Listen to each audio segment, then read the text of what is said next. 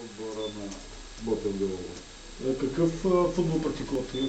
По-дефанзивно ли играят? И при всички положения, който дойде във Варна, предполагам, че ще играят дефанзивно, се затворят, както бяха с матча с Разлог.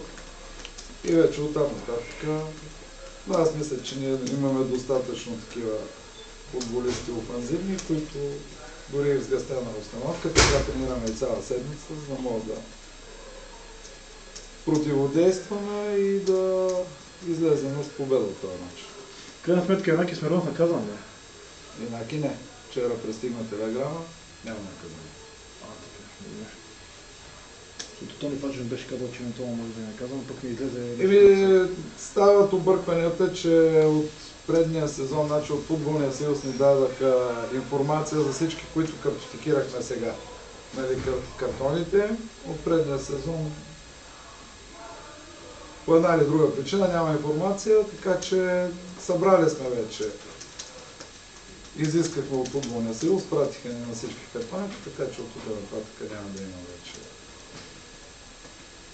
объркване в... Гледам, че Борисов тренираш като младоженец, едва ли не как толкова бързо мина този гледа. Що младоженец? Не като младо момче, припка бяга, имаше голямо ток. Голямо ток, той пак си има хематом, който поне има лека болка, която му позволява да тренира. Мъжко момче ще стисне зъби и ще трябва да участва. Дай Боже да не се усложни нещо. Но до тук, щом така олекнаха нещата, мисля, че ще бъде, да, има още 2 дена, ще бъде в строй. А Георгиев?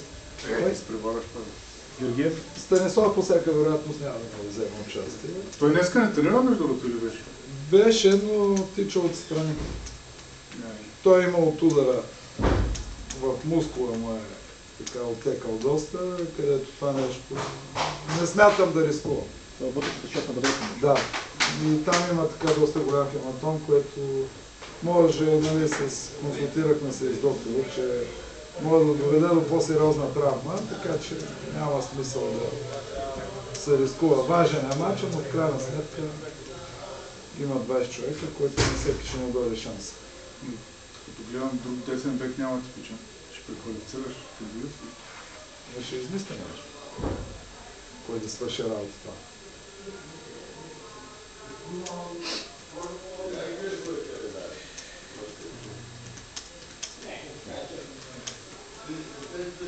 На мача Добрич да не се връщаме, но видя ли някакви грешки, които са допуснали, като го анализират един-два по-късно, които не искаш да се повтаряте напред? Имаме, не сме си ги казали, ние имаме доста грешки, които направихме. Макар че, както и казаха след матча, аз съм доволен от старанията. Но имаше някои неща, за да напобедят, значи сме допуснали грешки. И всеки матч, дори и като побеждаваме, пак допускаме грешки и трябва във времето да не ги повтаряме. Така че, все пак този отбор за мен има потенциал и няма да станат, искане са на всички да става всичко много бързо и да играят на някакво супер ниво.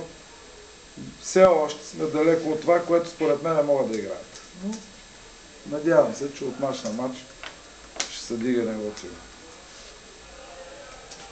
Лошото е, че загубихме. Това е единственото негативно нещо. Сега аз също бях така зареден и продължавам съм зареден с амбиция, че да не допускаме загуби, но ето, че стана в Добрич от един удар или по-скоро даже не се знае в тази зона дали трябва остро да излезе Иван Минчев, дали трябва по този начин. Там е комплексно всичко, така че случило се, има го в футбол. За жалост, ние си имахме ситуации, които са ги пропуснахме. Ние ако ги вкараме на нашите ситуации, ще да е друг резултат, но минало вече е забравен този матч. Изкаране са изводите и оттам нататък нито ще ни даде някои 3 точки, нито ще играем пак с Добруджа този сезон. За да може да се реманшираме. А предвид това, че във Варна гостуват всички след седмо място, прави ли задачата ви по-лека спрямо другите ви конкуренти? За мен е обратното, че много става по-трудна задачата, защото нашия отбор се опитва да играе футбол. А когато ти се затворят 10 човека отзаде в защита, стават малко по-сложни нещата, но в крайна сметка няма как да си промениме програмата. И те отбори идват с единствената цел да не допуснат гол. Оттам нататък, каквото стане, а пък както беше на матча с Разлог, ние играеме, пресираме, играеме доста високо и няма как няма да излиза някой на ситуация, какъвто и да е отбор. При положение, че оставяме големи пространства зад гърба си, но поради факта, че трябва да ги пресираме и да бъдем по-агресивни, и Разлог имаха първи ситуация за гол. Така че... Нетко пита за нещата, които не са ви харесали в играта на Спартак в мача срещу Добруджа. Това, което пък ви хареса в този матч, като представяне на или на отделни футболисти, или въобще като постройка на отбора? Ами имаше много добри неща. Те, който го е гледал матча, вече станаха комбинации, ситуации, където, пак казвам, най-жалкото е, че не можахме да си ги завършим. Аз без така да не звучи като самохвалство, но нашия отбор през по-голямата част контролираше матча и който го е гледал матча, смятам, че го е видял това нещо. Но пак казвам, жалкото е, че не можаха да се завършат добрите разигравания или добрите комбинации. Но пак казвам, футбол, ако всеки път се получават нещата, ще е най-хубавото, но не става така. Идеята за разделянето на Дего Първата Това е било, според мен, не е чак толкова удачно. В зависимост по какъв географски принцип ще се раздели. Да, източна и западна. Не знам какво ме облегчава, че трябва да ходим, примерно, в Монтана, Видин и така нататък. А няма да ходим в Бургас. Което... Северна и южна беше на време. Имало е във всякакви варианти. Макар, че... Да. Не знам до каква степен толкова облегчава това нещо. Не, искат да вкарват тези отбори, които са сателити. Не сателити, а вторите отбори, да. Значи играй с Разград. Не знам какво ще се реши, с който и да играем, какво значение има. Както решат, така ще бъде. Но пак казвам, че не виждам какво толкова облегчава финансово отборите. Това нещо. Няма ходиш до Гоце Делчев и до Сандански. И ще ходя до Видин. И Монтана, и Враца. Видин е най-отдалечената точка. Монтана и Враца са. 100 км Монтана. И ако е на източна и западна, няма да ходите до Видин и Враца. Ти как ще делиш беше така? Стара Загора. Монтана ще отиде към другата.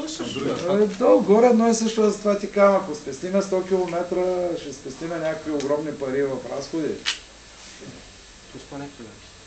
Ми да, ти няма как да отидеш, примерно, в Стара Загора и да пътуваш деня на матча. Имало и такива случаи, но по принцип говоря. От Сандански, ако ядат до Силистра, не е ли по-кофти? За малко Търново. Виж какви разстояния. Ще види на кофлята ви най-тежко. Те види на Може да сте какво да ходят, то вече до Разпола го нямаме. Примерно, ако и продължават две групи дълги години. Лошото е, че условията, които са... Според мен това първо трябва да се подобри. Като бази, визирам и нашия стадион, ако го видите нашия стадион, е просто неприятна гледка, но това е положението за сега. Дай Боже да се оправят нещата и Добрич не беше добър стадион, и ти го видя. Не! Ама не, той Добрич в сравнение с нашия направо Сантьяго Бернабеу, да. Твърд. Не само твърд, той нашия вече почти треват.